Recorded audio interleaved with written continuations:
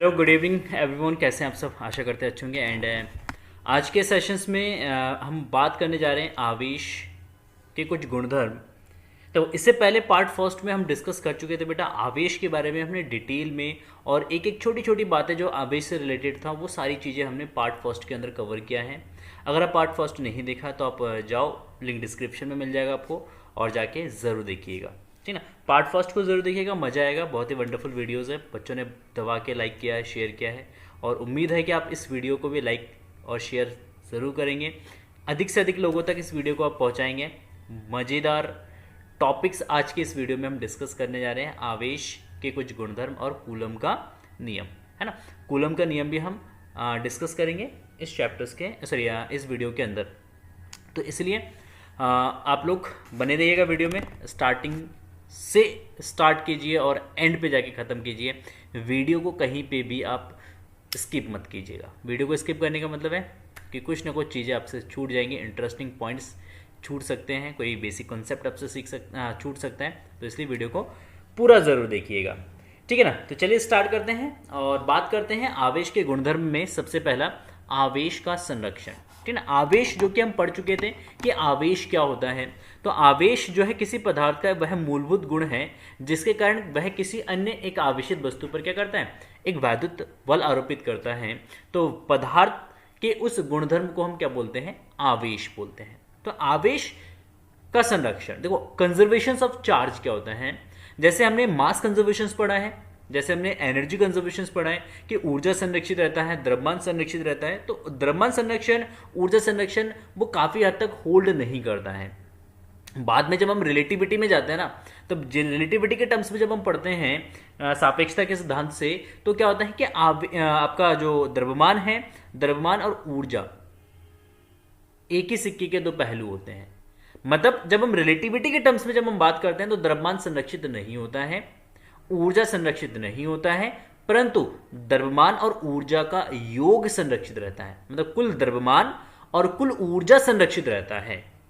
तो उसके अकॉर्डिंग ऊर्जा को द्रव्यमान में, द्रव्यमान को ऊर्जा में कन्वर्ट कर सकते हैं। तो ऊर्जा संरक्षण, द्रव्यमान संरक्षण मैक्रोस्कोपिक पे, माइक्रोस्कोपिक पे, रिलेटिविटी के टर्म्स में अलग अलग होते हैं, ठीक है। बट जो हमें आवेश संरक्षण का जो सिद्धांत है ये हर एक एस्पेक्ट्स में सेम रहता है। अगर आप माइक्रोस्कोपिक लेवल पे देखोगे तो भी आवेश संरक्षण होल्ड करेगा, अगर आप मैक्रोस्कोपिक लेवल पे देखोगे तो भी आपका आवेश संरक्षण क्या करेगा, होल्ड करेगा। माइक्रो का मतलब छोटे अणु के स्तर पे जब हम जाएंगे, है ना, अणु के स्तर पे जब हम जाएंगे तब भी आवेश का संरक्षण का जो सिद्धांत है वो सेम एज इट इज रहता है। जब हम मैक्रोस्कोपिक मतलब बड़े बड़े एलिमेंट्स की बात करें, बड़े बड़े पदार्थ, बड़े बड़े सिस्टम्स की हम बात करेंगे तो उसमें भी आवेश संरक्षित रहता है। तो बात करते हैं कि आवेश संरक्षण क्या होता है, आवेश संरक्षण का सिद्धांत क्या है। तो इसके अकॉर्डिंग आवेश ना तो उत्पन्न किया जा सकता है और ना ही नष्ट किया जा सकता है। मतलब आवेश एक ऐसी चीज है जिसको ना तो आप उत्पन्न कर सकते हो, ना ही आप उसको नष्ट कर सकते हो, ठीक ना। केवल ये एक वस्तु से दूसरी वस्तु में क्या हो सकता है, ट्रांसफर हो सकता है, स्थानांतरित हो सकता है। फॉर एग्जाम्पल के लिए, उदाहरण के लिए जब हम उदाहरण की बात करते हैं तो एक दो हम यहां पे उदाहरण देख लेते हैं इसका। देखो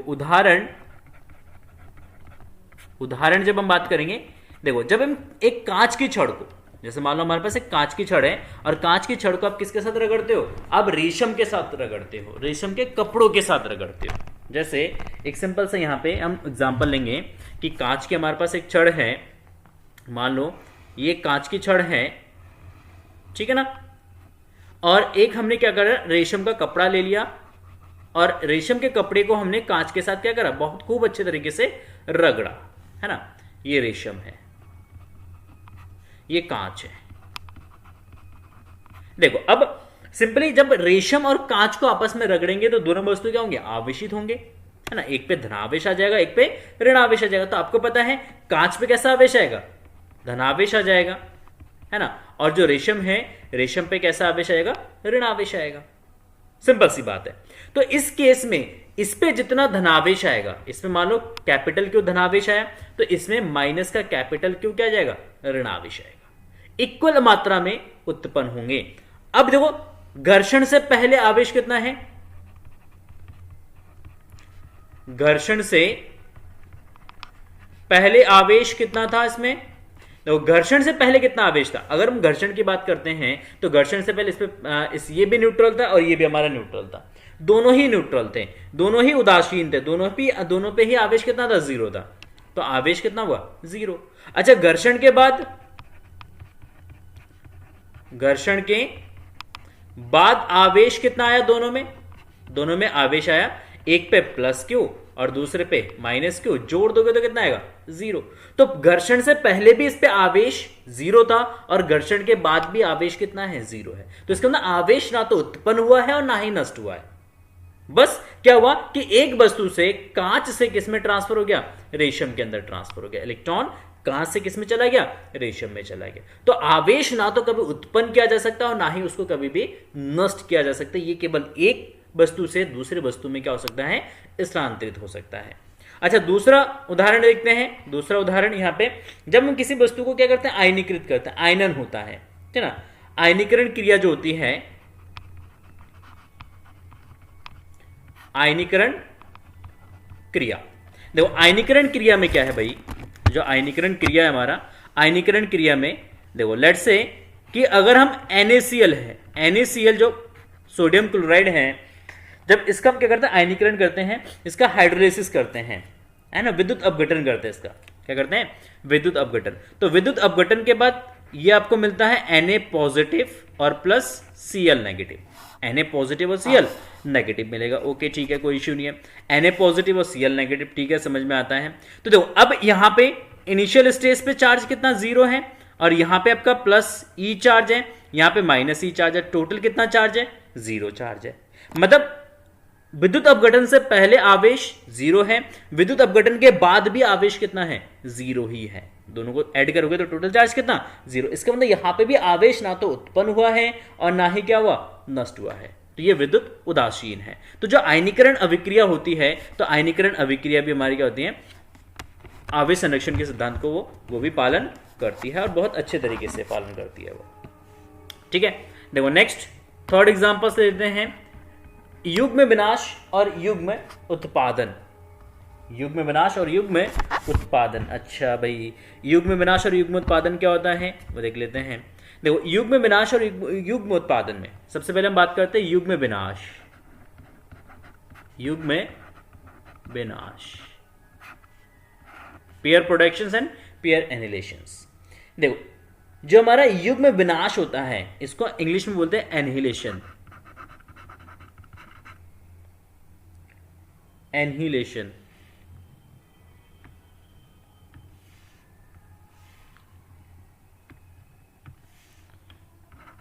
एनिहिलेशन, है ना। तो युग्म विनाश में क्या होता है? युग्म विनाश में जब हम एक इलेक्ट्रॉन और एक पॉजिट्रॉन को आपस में क्या करते हैं? बम्बार्ड करते हैं, है ना। जब एक क्या होता है? एक इलेक्ट्रॉन, देखो एक इलेक्ट्रॉन हमारा, ये हमारा एक इलेक्ट्रॉन है और एक इलेक्ट्रॉन और एक पॉजिट्रॉन, एक पॉजिट्रॉन, ठीक है ना। पॉजिट्रॉन जो कि प्रोटॉन का क्या होता है? इलेक्ट्रॉन का ही एक एंटी पार्टिकल्स होता है। देखो अब ये दोनों जब आपस में क्या करते हैं? अब रिएक्ट करते हैं। ये आपस में जब क्या करते हैं? रिएक्ट करते हैं, आपस में बम्बार्ड होता है, दोनों की बम्बार्डिंग होती है। दोनों को जब एक दूसरे के साथ क्या करता है? टकराते हैं, इलेक्ट्रॉन एंड एक पॉजिट्रॉन को। ये हमारा क्या है? इलेक्ट्रॉन है और ये हमारा पॉजिट्रॉन है, ठीक है ना। क्या है? पॉजिट्रॉन। जब इनको आपस में रिएक्ट कराते हैं, मतलब आपस में इसको क्या करते हैं? बम्बार्ड करते हैं, एक दूसरे के ऊपर टकराते हैं एक दूसरे से। तो उस केस में क्या होता है? यहां पे कुछ एनर्जीज निकलती है, यहां पे कुछ क्या निकलती है? एनर्जीज, फोटॉन्स निकलते हैं। कौन से फोटॉन्स? गामा फोटॉन्स निकलते हैं। यहां से भी क्या होते हैं?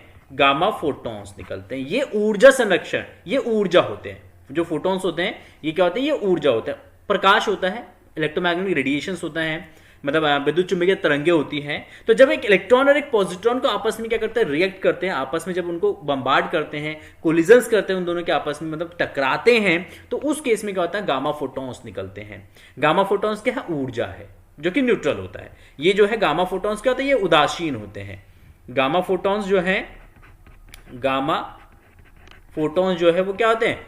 उदासीन होते हैं। तो देखो युग्म विनाश में अभिक्रिया से पहले इस पे प्लस का माइनस का क्यू आवेश था, इस पे प्लस का क्यू आवेश प्लस का ई आवेश था।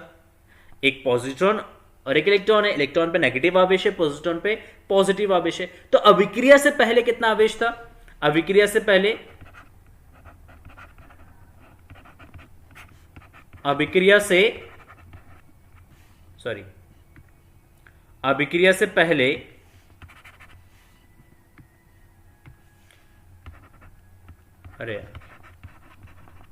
अभिक्रिया से पहले आवेश कितना है भाई?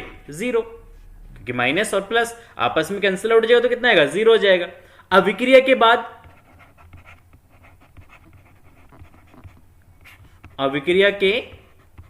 बाद आवेश कितना है भाई? क्योंकि ये फोटॉन्स है, एनर्जी है, और एनर्जी का कोई चार्ज ही नहीं होता है, तो ये इस पे आवेश कितना है? जीरो है। तो युग्म विनाश अभिक्रिया में क्या होता है? युग्म विनाश अभिक्रिया में जब एक इलेक्ट्रॉन और एक पॉजिट्रॉन जो कि दोनों पे बराबर आवेश है किंतु विपरीत प्रकृति के हैं, जब वो आपस में बम्बार्ड करते हैं और उसके बम्बार्डिंग से क्या निकलता है? गामा फोटॉन्स निकलता है। गामा फोटॉन्स पे जीरो चार्ज और पॉजिट्रॉन इलेक्ट्रॉन पे टोटल चार्ज जीरो है, तो यहां पे आवेश क्या है? संरक्षित है। आवेश का यहां पे क्या है?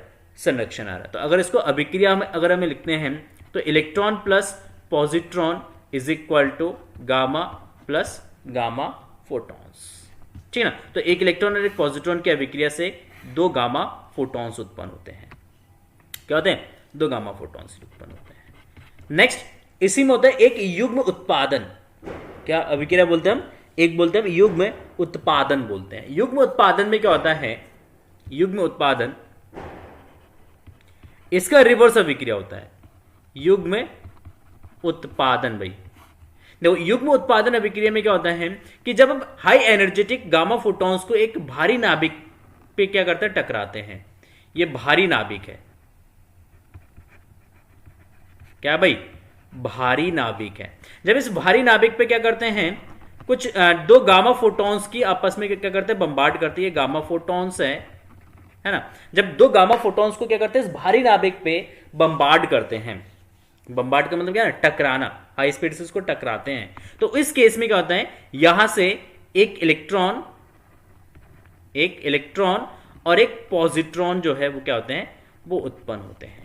एक इलेक्ट्रॉन उत्पन्न होता है और एक पॉजिट्रॉन उत्पन्न होता है। तो जब दो गामा फोटॉन्स को जब हम बम्बार्ड करते हैं भारी नाभिक के ऊपर, तो भारी नाभिक के ऊपर बम्बार्ड करने से क्या होता है कि जो फोटॉन्स है वो कन्वर्ट हो जाता है किसमें? एक इलेक्ट्रॉन और एक पॉजिट्रॉन में। तो अगेन अगर आप देखोगे यहां पे, तो अभिक्रिया से पहले, बम्बार्डिंग से पहले फोटॉन्स के पास ऊर्जा कितना, चार्ज कितना है? जीरो है। अगर यहां पे देखोगे फोटॉन्स जब भारी नाभिक के साथ टकराया और टकराने के बाद जब युग्म उत्पादन हुआ, ये युग्म उत्पादन, यहां पे युग्म का उत्पादन हुआ, मतलब एक इलेक्ट्रॉन और एक पॉजिट्रॉन का उत्पादन हुआ, तो इसलिए हम युग्म उत्पादन उसको बोलते हैं। तो युग्म उत्पादन अभिक्रिया में अगर आप देखोगे तो अभिक्रिया के बाद जो है आवेश कितना है? जीरो है।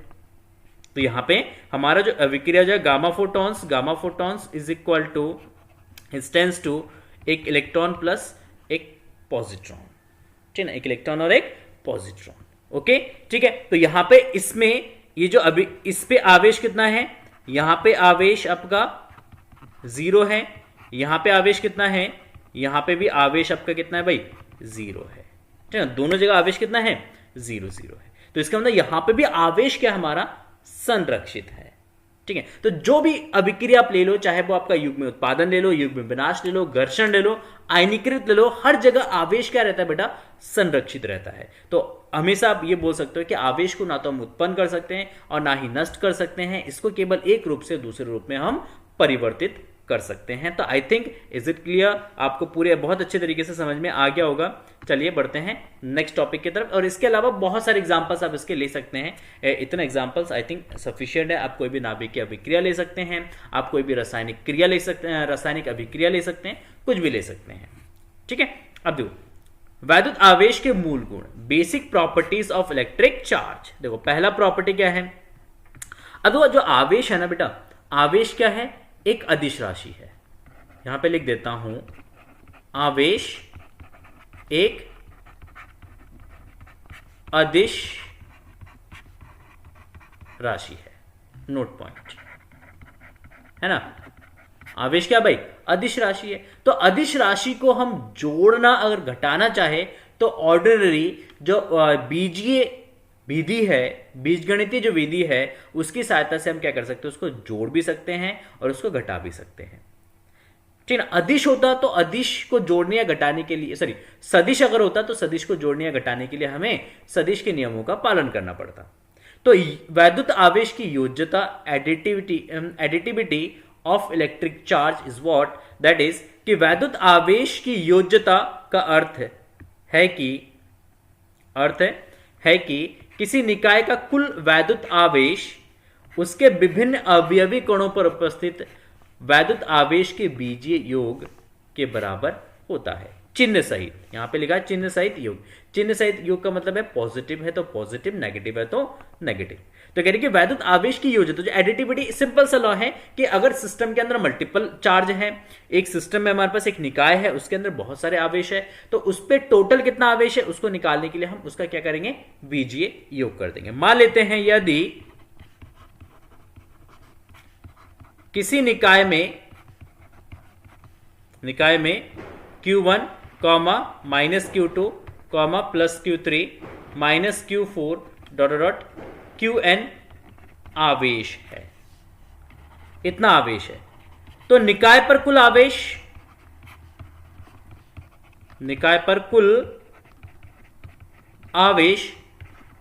कैपिटल Q ले लेते हैं। तो capital Q is equal to क्या जाएगा, कैपिटल Q, इन सबको क्या कर दोगे, जोड़ दोगे।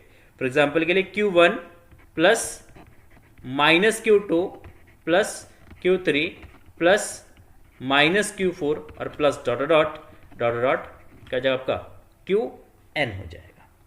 क्या जाएगा, Qn हो जाएगा। ठीक है, इज इट क्लियर।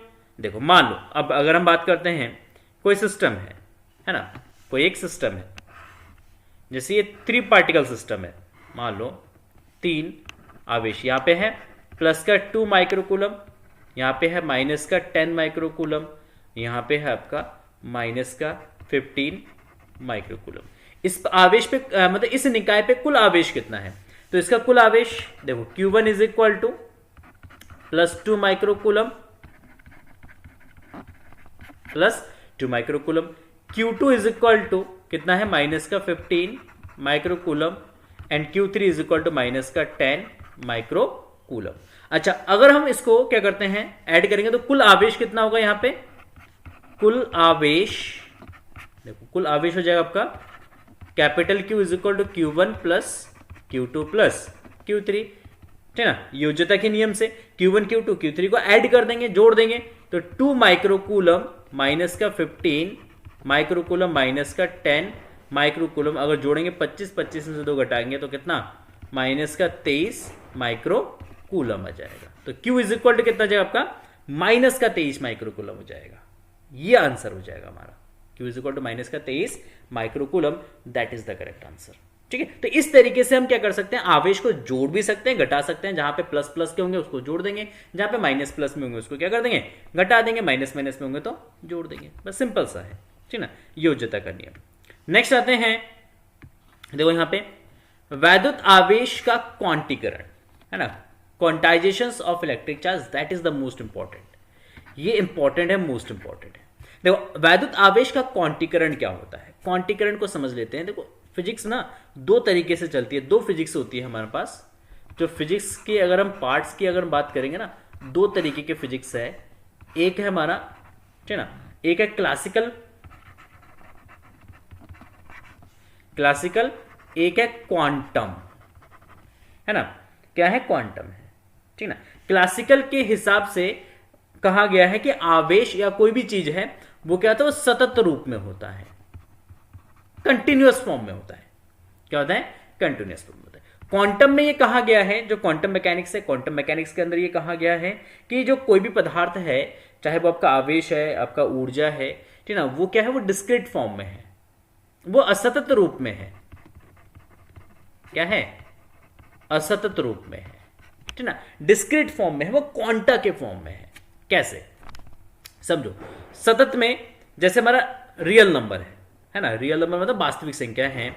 जो हमारा रियल नंबर है, देखो थोड़ा सा इंग्लिश में लिख रहा हूं, हाँ sorry for that, real number. तो रियल नंबर में क्या होता है, जैसे 1 और 2, 1 और 1 और 2 के बीच में 1 और 2 के बीच में कितने नंबर्स होते हैं, बता सकते हो आप? 1 और 2 के बीच में कितने नंबर्स होते हैं? अनंत नंबर्स होते हैं। क्या होते हैं? अनंत, इनफाइनाइट नंबर्स है।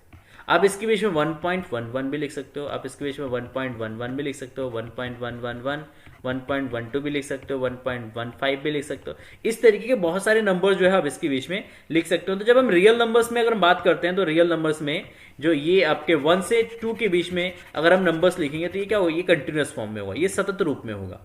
जितनी भी पॉसिबिलिटीज है सारे पॉसिबिलिटीज इसके बीच में आ जाएगा। बट अगर हम इंटीजर्स की बात करते हैं या प्राकृतिक संख्या की बात करते हैं, किसकी बात करते हैं? नेचुरल नंबर्स की बात करते हैं। नेचुरल नंबर्स की बात करते हैं। नेचुरल नंबर्स में 1 और 2 होगा, 3 होगा, 4 होगा, 5 होगा। 1 2 3 4 5 जिसको हम काउंट कर सकते हैं, है ना? तो 1 और 2 के बीच में, इसके बीच में कोई डिजिट नहीं होगा, कोई नंबर नहीं है भाई। 3 और 4 के बीच में कोई नंबर्स नहीं होता है। 4 और 5 के बीच में कोई नेचुरल नंबर में या इंटीजर में या पूर्णांक में। अगर हम बात करते हैं किसकी? पूर्णांक की। तो पूर्णांक में क्या होता है? 1 और 2 ही होता है। 1 और 2 के बीच में कुछ नहीं होता है। 2 और 3 के बीच में कुछ नहीं होगा। 2 या 3 ही होगा, 3 या 4 ही होगा, 4 5 होगा। तो 1 2 3 4 5 हो सकते हैं, इसके अलावा कोई नंबर्स एग्जिस्ट ही नहीं करेगा पूर्णांक के अंदर। तो हम उस केस में बोल सकते हैं कि 1 2 3 4 ये क्या है? ये असतत रूप में है, ये डिस्क्रीट फॉर्म में है। किसमें है? डिस्क्रीट फॉर्म में। तो अगर हम इसको डिस्क्रीट फॉर्म में लिख रहे हैं तो ये क्या है? ये क्वांटम मैकेनिक्स है भाई। ये क्या है? ये क्वांटम मैकेनिक्स है, ठीक है ना? अगर हम इसकी बात करें रियल नंबर्स, क्योंकि 1 और 2 के बीच में अनंत संख्या हम डाल सकते हैं, अनंत नंबर्स को हम इसके अंदर इंसर्ट कर सकते हैं, तो हम बोल सकते हैं कि जो नंबर सिस्टम ये भाई, ये क्या है भाई? सतत है, ये सतत रूप में है। ये हमारा क्लासिकल मैकेनिक्स है। क्या है? ये क्लासिकल मैकेनिक्स है, ठीक है ना? तो इसको एक अनदर एग्जांपल्स के थ्रू अगर हम समझे, क्वांटम को समझे कि किसी भी फिजिकल क्वांटिटी, कोई भी फिजिकल क्वांटिटी मतलब भौतिक राशि है, उसका क्वांटम नेचर्स का मतलब क्या है? उसका क्वांटम नेचर्स का मतलब यही है कि सिंपली अगर लेट्स से कि एक मल्टी स्टेट बिल्डिंग है ना, बहुत बड़ी एक बहुमंजिला इमारत है, और बहुमंजिला इमारत में क्या होंगे? बिल्डिंग्स होंगे, ग्राउंड, फिर फर्स्ट, फिर सेकेंड, फिर थर्ड, फिर फोर्थ, इस तरीके से क्या होंगे? बिल्डिंग्स होंगे, है ना? फर्स्ट, ये सेकेंड, ये थर्ड, ये फोर्थ, ये फिफ्थ, इस तरीके से first second third fourth fifth six. देखो फर्स्ट एंड सेकेंड के बीच में कोई तीसरा कोई बिल्डिंग हो सकता है क्या? 1 और 2 के बीच में देखो, पहले नीचे वो 1 फर्स्ट बिल्डिंग है, इसके ऊपर सेकेंड बिल्डिंग है। क्या इन दोनों के बीच में कोई बिल्डिंग हो सकता है? 1 और 2 के बीच में कोई बिल्डिंग हो सकता है? नहीं हो सकता है, सिंपल सी बात है। क्या 2 और 3 के बीच में कोई बिल्डिंग हो सकता है? नहीं हो सकता है, सिंपल सी बात है। 3 और 4 के बीच में कोई बिल्डिंग हो सकता है? नहीं हो सकता है। या तो थर्ड फ्लोर होगा या फोर्थ फ्लोर होगा। थर्ड एंड फोर्थ फ्लोर के बीच में कोई बिल्डिंग या कोई मकान या कोई रूम नहीं हो सकता है, सिंपल सी बात है। कोई फ्लोर नहीं हो सकता है ना? तो थर्ड फ्लोर होगा, फोर्थ फ्लोर होगा। थर्ड एंड फोर्थ के बीच में कोई फ्लोर नहीं है, फोर्थ एंड फिफ्थ के बीच में कोई फ्लोर नहीं। तो यहां पे ओनली अगर एग्जिस्ट करेगा तो क्या? फर्स्ट फ्लोर एग्जिस्ट करेगा, सेकंड फ्लोर एग्जिस्ट करेगा, थर्ड फ्लोर एग्जिस्ट करेगा, फोर्थ फ्लोर एग्जिस्ट करेगा, and so on. First and second floor के बीच में कोई फ्लोर एग्जिस्ट नहीं करेगा, सेकंड एंड थर्ड फ्लोर के बीच में कोई फ्लोर एग्जिस्ट नहीं करेगा, थर्ड एंड फोर्थ फ्लोर के बीच में कोई फ्लोर एग्जिस्ट नहीं करेगा। तो इस केस में ये जो चीज होती है इसको हम बोलते हैं क्या? क्वांटम। इसको हम क्या बोलते हैं? क्वांटम बोलते हैं। तो ये क्वांटम नेचर है आवेश का। आवेश का क्या है? ये क्वांटम नेचर है। अगर इसके क्वांटम नेचर्स की अगर हम बात करते हैं आवेश का, तो देखो आवेश भी सेम एज इट इज होता है। अगर हम घर्षण के द्वारा आवेश को समझे, घर्षण के द्वारा अगर हम आवेश समझे माइक्रोस्कोपिक लेवल पे, देखो माइक्रोस्कोपिक लेवल पे अगर हम आवेश को समझें, जैसे ये हमारे पास वस्तु है ए वस्तु है, अगर यहां पे हमारे पास है बी वस्तु, ये है बी वस्तु, दोनों का आपस में क्या करते हैं? घर्षण करते हैं। दोनों को आपस में क्या करते हैं भाई? रगड़ते हैं भाई। ओहो, अच्छे तरीके से रगड़ो इन दोनों को। क्या करते हैं? रगड़ते हैं। तो मान लो ए से बी में क्या हो रहा है? इलेक्ट्रॉन ट्रांसफर हो रहा है। ए ने बी को क्या कर दिया भाई? इलेक्ट्रॉन ट्रांसफर कर दिया। अच्छा, एक चीज का आंसर करो आप, कमेंट में मुझे आंसर करो, क्या ए बी को 1.5 इलेक्ट्रॉन डोनेट कर सकता है क्या? मतलब ए में से बी में जब इलेक्ट्रॉन ट्रांसफर होगा, जब ए बी को इलेक्ट्रॉन डोनेट करेगा, तो क्या ए 1.5 इलेक्ट्रॉन बी को डोनेट कर सकता है? नहीं कर सकता है। आंसर है नहीं कर सकता है। क्या ए बी को 2.35 इलेक्ट्रॉन ट्रांसफर कर सकता है क्या? ए बी को 2.35 इलेक्ट्रॉन ट्रांसफर कर सकता है क्या? आंसर करो जल्दी से कमेंट में, यस या नो बोलो जल्दी से, यस या नो। तो यहां पे ए जो है बी को 2.35 इलेक्ट्रॉन ट्रांसफर नहीं कर सकता है। ठीक है, क्या ए बी को 7/3 इलेक्ट्रॉन ट्रांसफर कर सकता है क्या? 7/3 इलेक्ट्रॉन ट्रांसफर कर सकता है क्या? बताओ जरा, कर सकता है क्या? नहीं कर सकता है, सिंपल सी बात है। मतलब ए बी को 7/3 इलेक्ट्रॉन नहीं दे सकता है। तो ये जो है, ये सारी चीजें हैं, ये डज नॉट एग्जिस्ट हो जाएगा, डज नॉट एग्जिस्ट, ये एग्जिस्ट करेगा ही नहीं।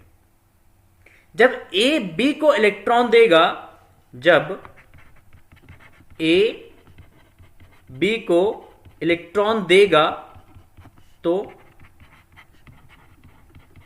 पूर्णांकों के रूप में देगा।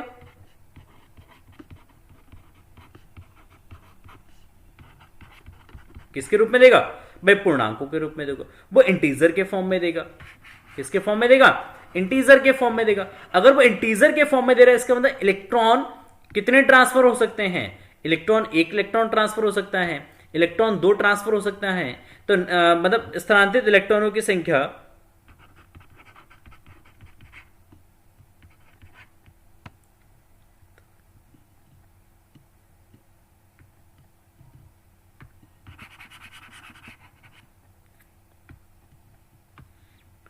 ठीक ना, इलेक्ट्रॉन की संख्या क्या हो सकता है? 1 हो सकता है, 2 हो सकता है, 3 हो सकता है, 4 हो सकता है, 5 हो सकता है, 6 हो सकता है, 10 हो सकता है, 100 हो सकता है, 1000 हो सकता है, और इसी तरीके से 100। तो जब ए बी को इलेक्ट्रॉन ट्रांसफर करेगा तो इलेक्ट्रॉनों की संख्या पूर्णांकों के रूप में बनेगा। अगर वो पूर्णांकों के रूप में बन रहा है, अगर पूर्णांकों के रूप में ए बी को इलेक्ट्रॉन ट्रांसफर कर रहा है, तो इसका मतलब है आवेश भी इसी के मल्टीपल के फॉर्म में होगा। देखो, तो आवेश क्या हो सकता है? तो आवेश, एक इलेक्ट्रॉन पे कितना आवेश होता है भाई? ई आवेश होता है। तो ई हो सकता है, या 2e हो सकता है, या 3e हो सकता है, या 4e हो सकता है, या 5e हो सकता है। अगर n इलेक्ट्रॉन को उसने ट्रांसफर करा तो यहां पे ne इलेक्ट्रॉन हो सकता है, सॉरी ne आवेश हो सकता है। तो आवेश जो है, आवेश जो है वो E का क्या होगा भाई?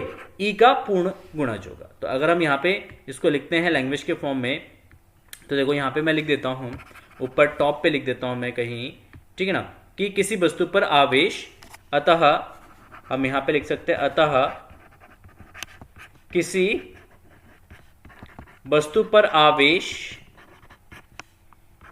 E के पूर्ण गुणज के रूप में होता है। पूर्ण गुणज के रूप में क्या होता है?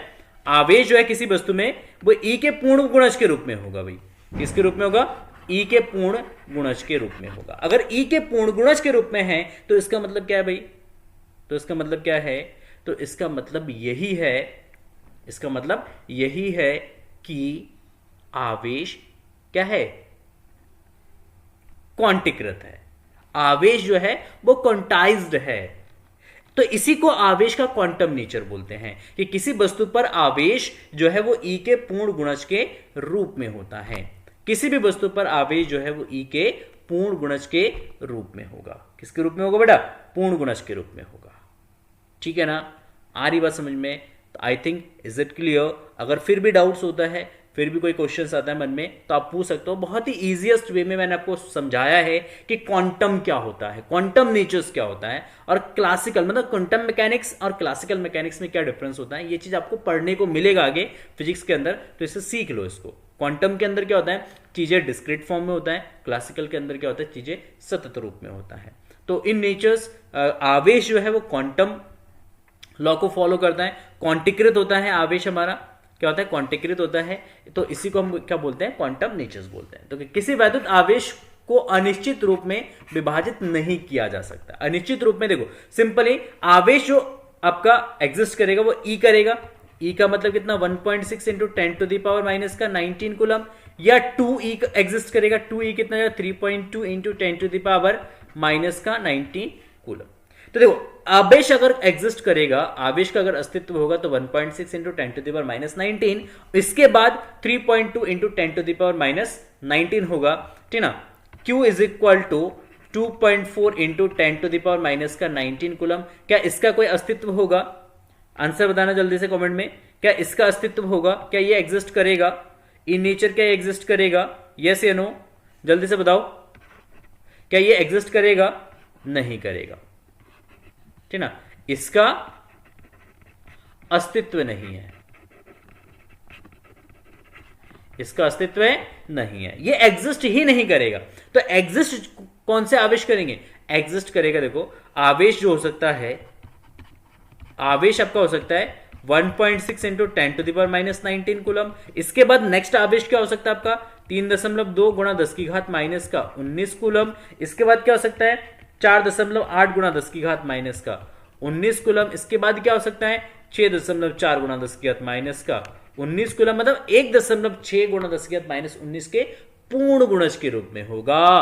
किसके रूप में होगा भैया? पूर्ण गुणज के रूप में होगा। इसके बीच में कोई आवेश एग्जिस्ट नहीं करेगा, मतलब 4.8 और 6.4 के बीच में आवेश एग्जिस्ट नहीं करेगा, हो ही नहीं सकता है, एग्जिस्ट ही नहीं करेगा। तो इसलिए क्योंकि ये कुछ डिस्क्रीट फॉर्म में है, आवेश जो है वो डिस्क्रीट फॉर्म में, कंटिन्यूअस फॉर्म में तब होता, कंटिन्यूअस फॉर्म तब बोलते हैं जैसे 1.7 into 10 to the power minus 19 coulomb आवेश का भी अस्तित्व होता। अगर in nature 1.75 into 10 to the power minus 19 coulomb आवेश एग्जिस्ट करता तो हम क्या बोलते हैं कि आवेश क्वांटम नहीं है, आवेश जो है क्वांटाइज्ड नहीं है, आवेश जो है किसके फॉर्म में? कंटिन्यूअस फॉर्म में। क्योंकि ये एग्जिस्ट नहीं करता है तो इसीलिए हम बोलते हैं कि आवेश जो है वो किसमें है? वो क्वांटम है, वो क्वांटाइज्ड है, वो क्वांटम नेचर्स को फॉलो कर रहा है, ठीक है ना। तो I think is it clear, enough है इतना, ठीक है ना, क्वांटम नेचर्स को समझाने के लिए। तो देखो बाकी इसमें जो लैंग्वेज है डेफिनेशन से उसको देख लेते एक बार, ठीक है ना। तो किसी वैद्युत आवेश को अनिश्चित रूप से विभाजित नहीं किया जा सकता है। आवेश का यह गुण आवेश की परमाणुकता, एटोमिसिटी ऑफ चार्ज कहा जाता है, ठीक है। इसको क्या बोलते हैं? परमाणुकता बोलते हैं। और परमाणुकता के अकॉर्डिंग ई जो है स्मॉलेस्ट यूनिट होता है आवेश का, ये सूक्ष्मतम इकाई है। ये क्या है? सूक्ष्म इकाई e, that is 1.6 into 10 to the power minus का 19 कूलम। तो आवेशित वस्तु पर वैद्युत आवेश सतत परिणाम में ना होकर असतत, मतलब विभक्त मतलब डिस्क्रीट परिणाम में होता है। तो किसी भी वस्तु में आवेश जो है वो कंटिन्यूअस फॉर्म में नहीं होता है, वो कंटिन्यूअस अमाउंट में नहीं होता, वो डिस्क्रीट फॉर्म में होता है, वो असतत रूप में होता है। तो वैद्युत आवेश का यह गुण आवेश का क्वांटीकृत कहलाता है या क्वांटीकरण कहलाता है। इसी को क्या बोलते हैं? आवेश का क्वांटीकरण बोलते हैं कि आवेश कुछ फिक्स्ड वैल्यूज में ही एग्जिस्ट करता है, वो कंटिन्यूअस फॉर्म में एग्जिस्ट नहीं करता है। आ जाओ नेक्स्ट, आवेश का संरक्षण, जो कि अभी डिस्कस कर चुके हैं, इस पर हम डिस्कस नहीं करेंगे। किसी विलगत निकाय का कुल आवेश सदैव नियत रहता है। जो आइसोलेटेड सिस्टम है उसका कुल आवेश नियत रहेगा। आवेश को ना तो उत्पन्न किया जा सकता है और इसको ना ही हम क्या कर सकते हैं? नष्ट कर सकते हैं। इसको हम केवल क्या कर सकते हैं? एक वस्तु से दूसरी वस्तु में हम स्थानांतरित कर सकते हैं। एक से दूसरी वस्तु में क्या हो सकता है? ये स्थानांतरित हो सकता है। तो अगर हम इसको क्या करते हैं, एक मैक्रोस्कोपिक लेवल पे अगर हम बात करें तो इस पूरे संपूर्ण विश्व का आवेश क्या है? संरक्षित रहता है, ठीक है ना। तो इसको हम इस तरीके से भी लिख सकते हैं, संपूर्ण ब्रह्मांड का आवेश क्या है? संरक्षित है। पूरे ब्रह्मांड का आवेश क्या भाई? संरक्षित है या संरक्षित रहता है भाई। संपूर्ण ब्रह्मांड का, इस पूरे यूनिवर्स की हम बात कर रहे हैं, क्लियर है?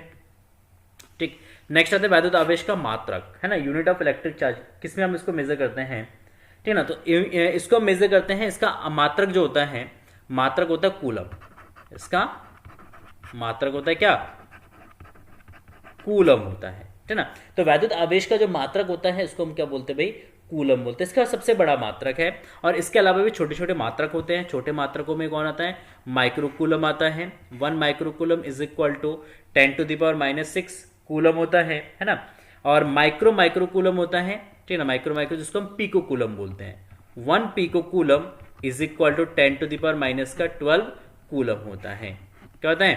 10 टू द पावर माइनस का 12 कूलम होता है, ठीक है ना। तो माइक्रोकूलम यूज करते हैं, पिकोकूलम यूज करते हैं, 1 नैनोकूलम यूज करते हैं। एनसी, एन का तो नैनो होता है, एन जो यहाँ पे क्या है भाई? नैनो है ना। नैनो होता है 10 की घात -9, तो 1 नैनो कूलम होता है 10 की घात -9 कूलम होता है।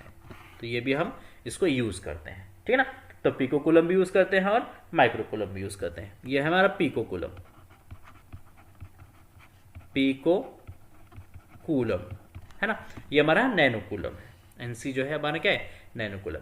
देखो अब एक कूलम को किस तरीके से परिभाषित किया गया है। तो अगर एक कूलम की हम परिभाषा लिखते हैं, अच्छा एक चीज अब छूट गया, यहां पे रुक जाओ।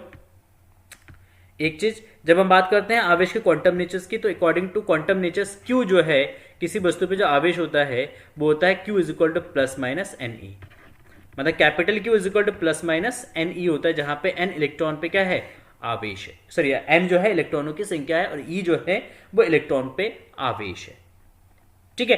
तो एन जो है यहाँ पे 1 2 3 4 5 से लेके इन्फिनिटी तक कुछ भी हो सकता है, ठीक है। और एन जो ई जो होगा यहाँ पे, ई आपको पता ही है 1.6 इंटू 10⁻⁻⁹ कूलम होता है। इसको हम मूल आवेश भी हम बोलते हैं।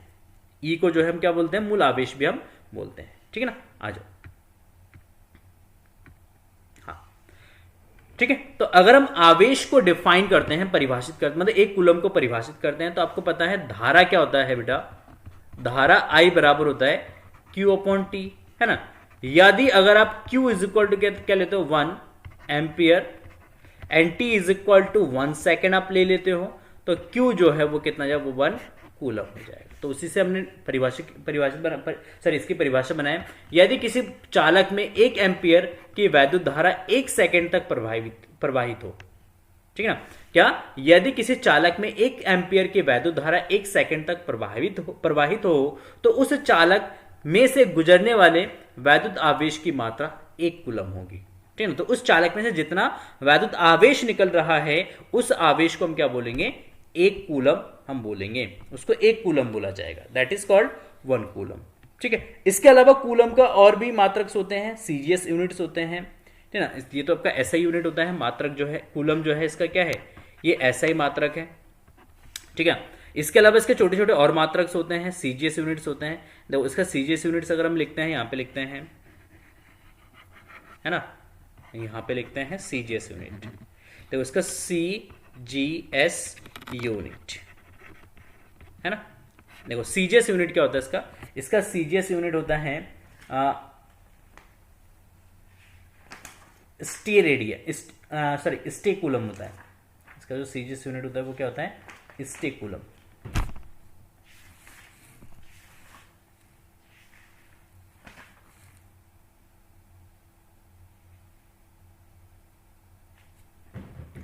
हाँ, स्टे कूलम,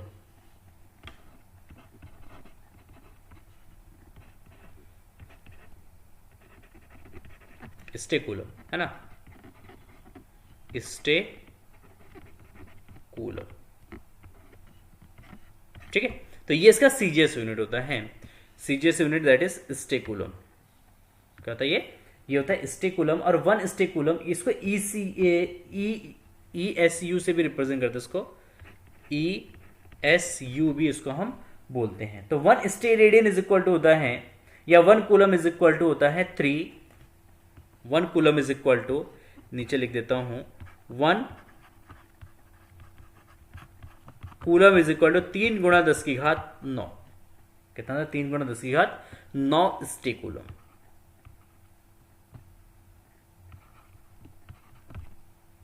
ठीक है। तो ये इसका रिलेशंस भी होता है। तो ज्यादातर हम इसको मेजर करते हैं किसमें, कूलम में मेजर करते हैं, ऐसा सिस्टम ही यूज करते हैं। और छोटे यूनिट्स के लिए हम इसको यूज करते हैं, माइक्रो कूलम में मेजर करते हैं, पीको कूलम में मेजर करते हैं और नैनो कूलम में मेजर करते हैं। तो आई थिंक यहां तक आपको समझ में आ गया होगा आवेश के मात्रक। अच्छा, चलो आगे बढ़ते हैं और देखते हैं 1-2 न्यूमेरिकल्स। देखो क्वेश्चंस है, उदाहरण है, एक वस्तु पर 1 कूलम ऋणावेश है, इस पर सामान्य अवस्था की अपेक्षा कितने इलेक्ट्रॉन अधिक है। देखो तो सबसे पहले अगर हम बात करेंगे, आवेश दे रखा है हमारे पास, आवेश Q is equal to 1 coulomb, E is equal to 1.6 into 10⁻⁻19 coulomb. हमें निकालना है n का वैल्यू बताना है कि n कितना होगा, ठीक है। तो क्वांटम सिद्धांत के अनुसार आवेश Q इज इक्वल टू होता है एन ई, तो एन इज इक्वल टू जाए क्यू बाई ई। कितना है बेटा? क्यू बाय ई। तो देखो क्यू कितना है 1 डिवाइड बाई ई कितना है 1.6 into 10 to the power minus का 19।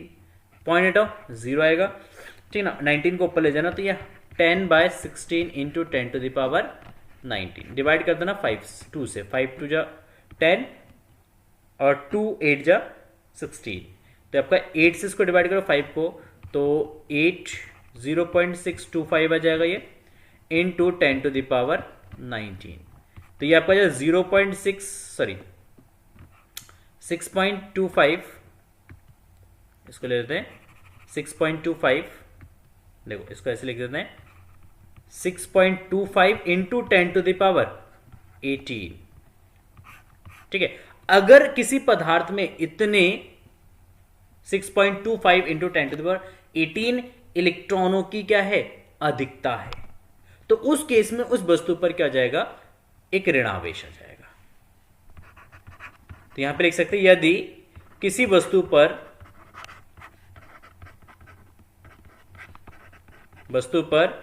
6.25 गुणा 10 की घात 18 इलेक्ट्रॉन की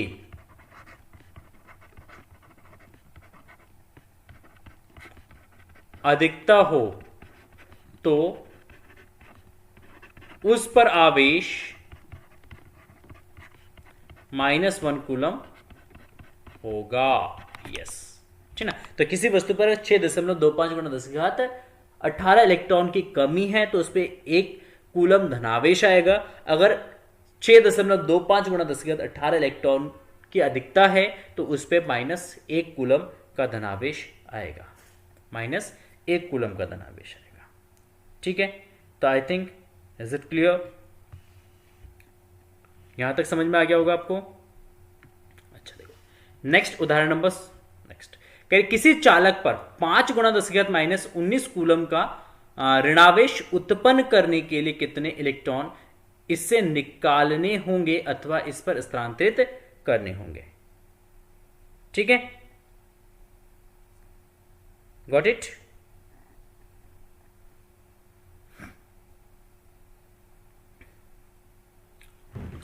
देखो यहां पे सबसे पहले आपको बस दे रखा है क्या क्या दे रखा है बेटा? आवेश दे रखा है। तो आवेश Q बराबर है 5 गुणा 10 की घात -9 कूलम, है ना, धनावेश उत्पन्न करने के लिए। अच्छा बताओ, कमेंट में मुझे बताओ, कमेंट में बताओ मुझे जल्दी से कि धनावेश का मतलब क्या होता है? धनावेश का मतलब इलेक्ट्रॉन की कमी या इलेक्ट्रॉन की अधिकता? धनावेश क्या शो करता है? इलेक्ट्रॉन की कमी या इलेक्ट्रॉन की अधिकता? जल्दी से बताना कमेंट में, है ना। तो Q is equal to 5 into 10 to the power 9 coulomb, इतना हो जाएगा। ठीक है, कोई बात नहीं। अच्छा, हमें निकालना n, कितने इलेक्ट्रॉन उसमें से निकालने होंगे? n निकालना है। E बराबर आपको पता है 1.6 into 10 to the power minus का 19 कूलम होता है। ठीक है, कोई इश्यू नहीं है। तो E is equal to 1.6 into 10 to the minus का 19 कूलम। ठीक है, तो देखो आवेश आपका हो जाएगा, आवेश Q बराबर NE, यहां से N बराबर हो जाएगा Q अपॉन E। तो Q कितना 1.6 into 10 to the power minus का 19 डिवाइड बाय E। E कितना है? सॉरी गलती से E ऊपर लिख दिया मैंने, नहीं Q ऊपर आएगा। तो Q का वैल्यू कितना है आपका? देखो Q यहां पे है 5 गुणा 10 की घात माइनस का 9, कितना है? -9, ठीक है, divide by 1.6 into 10 to the power 10 to the minus का 19। ठीक है, देखो तो ये आपका जब पॉइंट हटा देना ऊपर नीचे से, तो 50/16 गुणा 10 की घात माइनस का 9 और प्लस का 19, माइनस का 19 से ऊपर जाएगा तो प्लस में हो जाएगा ये। और इससे इसको डिवाइड कर देना, कितना आएगा? 16 चौक 64, 16 48 बचा कितना? 2 20, 16 कम 16 बचा कितना? 4 40, ठीक ना। 16 दूना 32 गुणा 10 की घात कितना आएगा बेटा? आपका 10 आ जाएगा। मतलब उस वस्तु से इतने इलेक्ट्रॉन निकालने होंगे। इतने इलेक्ट्रॉन क्या करने होंगे? उसमें से निकालने होंगे, स्थानांतरित करने होंगे। ठीक है, okay, got it? I think is it clear? फिर भी कोई डाउट है पूछ सकते हो कमेंट में, कमेंट सेक्शन आपके लिए खुला है। देखो नेक्स्ट क्वेश्चन है, माइनस का 6.4 नैनोकूलम आवेश में उपस्थित इलेक्ट्रॉन की संख्या ज्ञात कीजिए। कितना? माइनस 6.4 नैनोकूलम में उपस्थित इलेक्ट्रॉनों की संख्या ज्ञात कीजिए। नैनोकूलम दे रखा है, हाँ, तो अगेन आपका आवेश यहां पे दे रखा है, आवेश Q is equal to minus का 6.4 नैनोकूलम, तो माइनस का 6.4 into 10 to the power minus का 9 कूलम हो जाएगा। n निकालना है तो n इज इक्वल टू क्या जाएगा बेटा आपका Q डिवाइड बाई E, तो Q आपका कितना है 6.4 into 10 to the power minus का 9, माइनस हटा दो, ओनली मैग्नीट्यूड ले लो, है ना। माइनस क्या इंडिकेट कर रहा है? माइनस बस इंडिकेट कर रहा है आवेश की प्रकृति को बता रहा है। तो 6.4 इंटू 10 टू द माइनस का 19 और E आपका जो 1.6 into 10 to the power minus का 19, सॉरी ऊपर 9 है नीचे 19 है, तो पॉइंट से पॉइंट कैंसिल और 16 से उसको डिवाइड करोगे तो कितना आएगा 4, तो 4 into 10 to the power minus का 9 प्लस का 19 प्लस का हो जाएगा आपका 19, तो ये आपका जब 4 इंटू 10 टू द पावर 10 हो जाएगा, तो n इज इक्वल टू कितना जाएगा 4 इंटू 10 टू द पावर 10। इतने इलेक्ट्रॉन जो है इसमें से क्या करने पड़ेंगे भाई, सॉरी इतने इलेक्ट्रॉन उसको ट्रांसफर करना पड़ेगा, या हम बता सकते हैं कि उस वस्तु में इतने इलेक्ट्रॉन ज्यादा है, इतने इलेक्ट्रॉन्स क्या है भाई ज्यादा है, ठीक है ना, ज्यादा इलेक्ट्रॉन्स उसके अंदर उपस्थित है। ठीक है, अब आते हैं नेक्स्ट हम कूलम का नियम, है ना, कूलम्स लॉ। क्या भाई कूलम्स लॉ, ओहो कूलम का नियम क्या कहता है, कूलम का नियम कल पढ़ेंगे कूलम का नियम, ठीक है, कल कूलम का नियम पूरा डिटेल से स्टडी करेंगे। कूलम का नियम, कूलम के नियम का सदिश रूप और इससे रिलेटेड कुछ न्यूमेरिकल्स, ठीक है, क्योंकि आज वीडियो बहुत लंबा बन गया है, 1 आवर के करीब हो गया वीडियो हमारा, ठीक है, तो बाकी नेक्स्ट वीडियो में हम कूलम का नियम, कूलम के नियम के सदिश रूप और इसके कुछ न्यूमेरिकल्स हम सॉल्व करेंगे। तो आई थिंक आपको ये वीडियो पसंद आया होगा। अगर ये वीडियो पसंद आए तो प्लीज़ वीडियो को लाइक कर देना, अपने दोस्तों के साथ शेयर ज़रूर करना, और चैनल पे पहली बार विजिट कर रहे हैं, अभी तक चैनल को सब्सक्राइब नहीं कराएं तो प्लीज़ चैनल को सब्सक्राइब करके थोड़ा सा धार्मिक बन जाइएगा, और धार्मिक बनने का मतलब यहाँ पे है थोड़ा सा घंटे का बटन ज़रूर दबाइएगा, घंटा बजा दीजिएगा, ठीक ना, क्योंकि घंटा अगर आप बजाएंगे तो आपको जो है नोटिफिकेशंस तुरंत मिलेगा क्लास के, जैसे वीडियोस अपलोड होंगे, जैसे लाइव क्लासेस में आपको लूँगा वैसे ही आपको वीडियो के नोटिफिकेशंस मिल जाएंगे। सेकंड थिंग, जल्दी से जल्दी चैनल पे बेटा आप 1000 सब्सक्राइबर कंप्लीट कर दो, जैसे हमारे 1000 सब्सक्राइबर कंप्लीट होते हैं हम आपके लिए लेके आएंगे लाइव क्लासेस, ये टारगेट है हमारा। तो जितना जल्दी आप 1000 सब्सक्राइबर कंप्लीट करोगे उतनी जल्दी जो है हम चैनल पे आप लोगों के लिए लाइव क्लासेस लेके आएंगे, जिसमें आप डायरेक्ट टू डायरेक्ट मेरे से अपने डाउट्स को क्लियर कर सकते हैं, क्वेश्चंस पूछ सकते हैं, बाकी बहुत सारे मौज मस्ती भी हम क्लासेस के अंदर करते रहेंगे। तो चलिए फिर मिलते हैं ऐसे इंटरेस्टिंग एंड जानकारीपूर्ण वीडियो के साथ, तब तक के लिए जय हिंद जय भारत।